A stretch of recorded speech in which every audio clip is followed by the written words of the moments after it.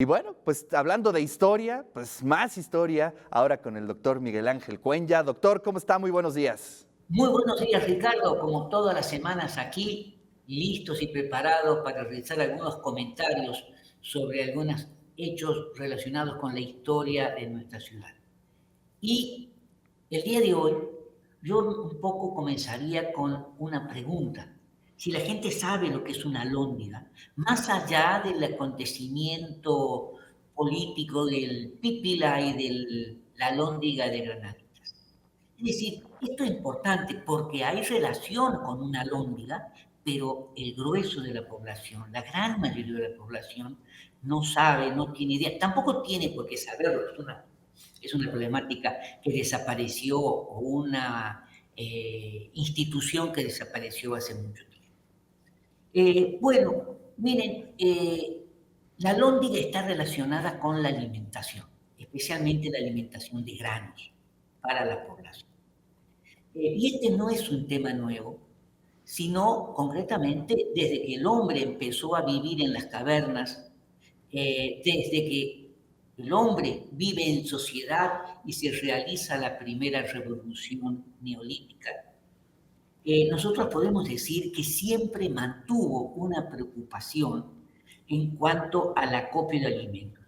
Y esto podemos remitirnos al 8000 Cristo. Hay documentos relacionados y básicamente cómo la iglesia es la que regula el acopio de alimentos, lleva una contabilización, digamos, la iglesia local, no estoy hablando del cristianismo, lleva una contabilidad con la finalidad de que todos los productores tenían que depositar un porcentaje importante de su cosecha en los pósitos o en las bodegas del gobierno.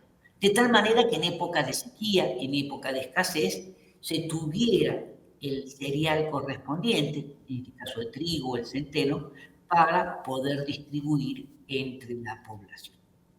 Y este es típico de todas las sociedades hidráulicas. Nosotros podemos hablar del caso de Egipto, digamos, podemos hablar de los hititas, de los fenicios, ¿sí? Este, y digamos, todos los pueblos agrohidráulicos, eh, las autoridades comenzaron a apropiarse del excedente agrícola justamente por esta situación que yo decía. Es decir, hay una organización pensada para eso, y eso es lo que nosotros hemos rescatado.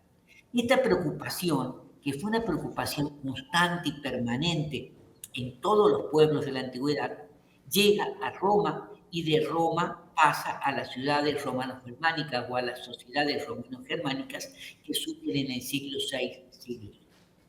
En la España medieval nosotros encontramos también referencias muy tempranas al proceso de acopio de granos por parte de las autoridades urbanas, pero va a ser a partir de la influencia árabe proveniente del al-andaluz, que paulatinamente, digamos, traspasaron las fronteras y a partir del siglo XIII comienzan a instituirse la institución de que iba a copiar los granos, que se denominaba con un nombre árabe, alhóndiga. De esta manera se pueden encontrar referencias a pósitos y alhóndigas en diversas ciudades castellanas. Para finales del siglo XV se había generalizado en toda la península ibérica la existencia de esta institución, de estas bodegas. De tal manera que cuando las huestes castellanas llegaron al territorio americano, tenían en claro que una de las obligaciones de las autoridades municipales era establecer un pósito y una alhóndiga, que normalmente estaban juntas, normalmente estaban juntas. En la medida en que en ese tipo de sociedad, estoy hablando del siglo XVI, la productividad de granos presentaba grandes variaciones, había años de abundancia, había años de carestía, como se llamaba, o si quieren, de escasez, porque hubo heladas a tiempo, etcétera, etcétera, etcétera, y por lo tanto la sociedad debía proveerse de granos. Y esta es una problemática que va a estar presente. Y es por eso que a lo largo del siglo XVI se fueron estableciendo pósitos y alhóndigas en muchos de los asentamientos españoles, de manera especial en aquellos donde la presencia de la población indígena constituían un grupo muy importante, como era el de la Ciudad de México. El abastecimiento de granos y especialmente el maíz era uno de los temas prioritarios y de mayor preocupación, porque en caso de que hubiera rumores, no que faltara el grano, sino que hubiera rumores de escasez de maíz, se podían generar levantamientos o motines, como fue el caso del motín de indios en la Ciudad de México en 1692, que quemaron parte del Palacio Municipal. Es decir, que fue una situación violenta justamente porque se decía que la alhóndiga no tenía el maíz suficiente para poder alimentar a la población.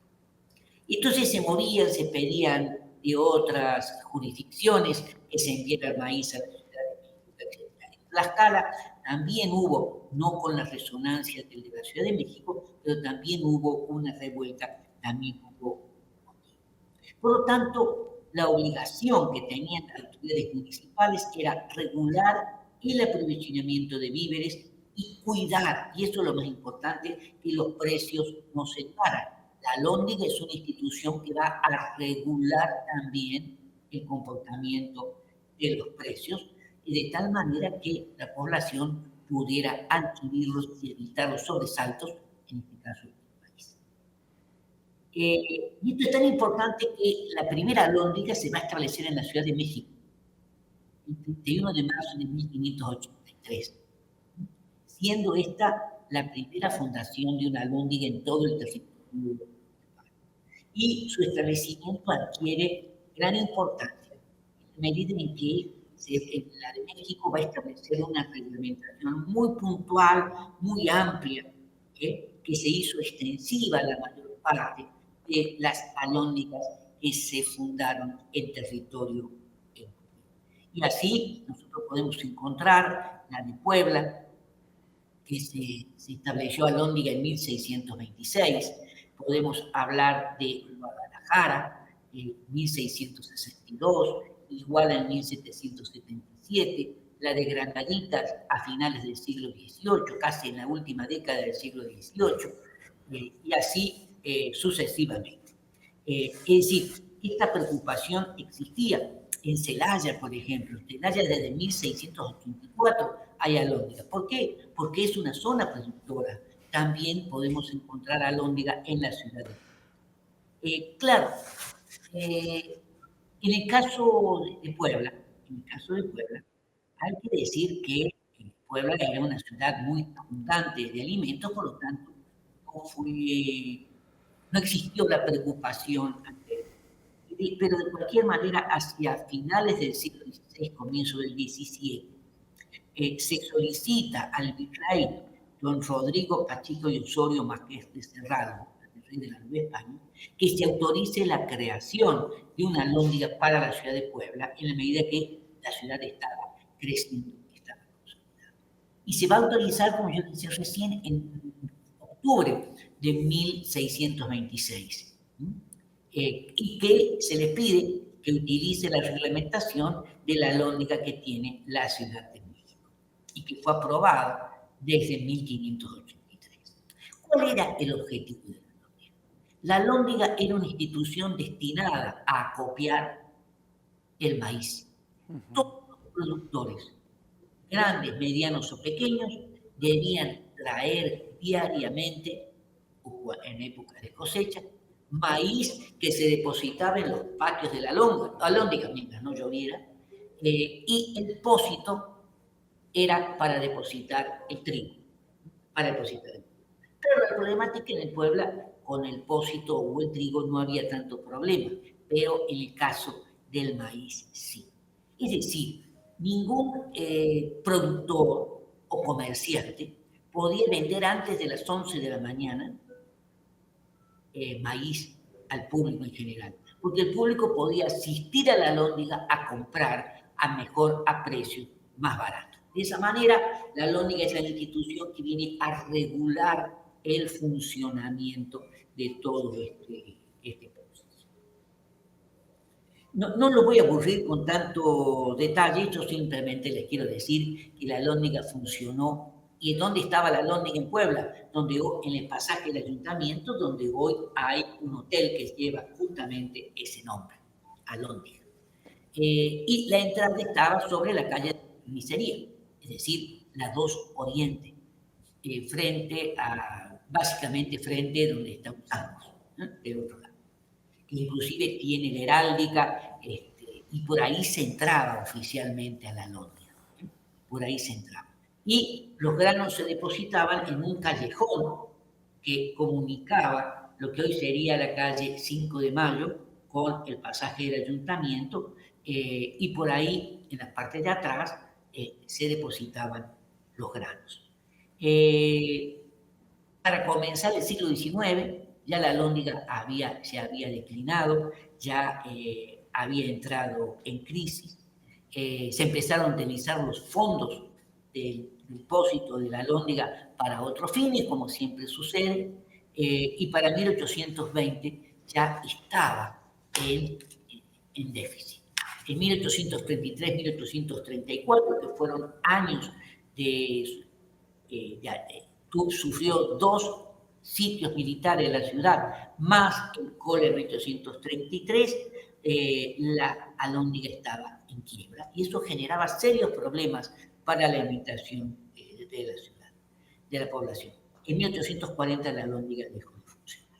Al comenzar la década de 1830, el ayuntamiento decidió trasladar la alhóndiga a otro lugar, cerca del Paseo Bravo, y hacia el edificio de la alhóndiga, que estaba muy deteriorado.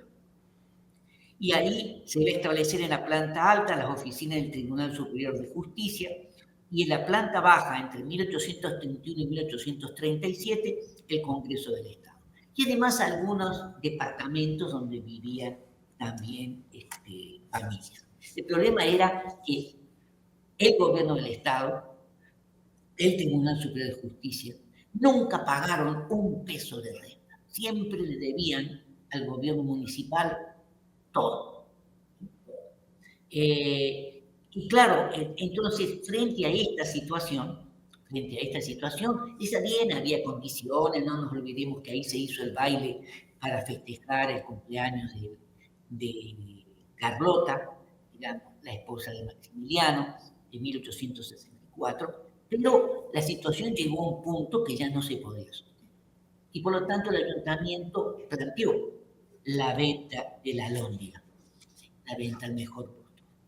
Y esto se va a sacar a remate público en 1899. ¿No? Y finalmente se vende la alhóndiga en ese año, el 27 de junio, se presentan 2 comerciantes, don Carlos Martínez, comerciante poblano, y don Andrés de Lastra, también comerciante poblano, que sobre una base de 80.000 pesos apuestan, gana don Andrés Lastra y va a pagar 90.050 pesos. Está bien. Aquí hay una cosa rara. 2 meses después, don Andrés Lastra se la vende a un comerciante alemán muy importante, como era José Dorenberg, por exactamente la misma cantidad, sin obtener nada de ganancia. Lo cual da la pauta de que era un poco representante de José Dorenberg. Estaba tan deteriorada la alhóndiga que Dorenberg va a restaurarla completamente, casi de conocimiento, y va a establecer ahí una ferretera importantísima de la ciudad de Puebla, que va a durar muchos tiempos, que va a durar muchos años. De cualquier manera, todavía quedan rastros de la alhóndiga, por lo menos hay un negocio, un hotel, decía yo, que tiene ese nombre, pero la mayor parte de los habitantes y de los ciudadanos y vecinos de nuestra ciudad pasan cotidianamente por ahí, Claro. y no saben qué quiere alhóndiga. Eso es lo que yo les quería. Muy interesante.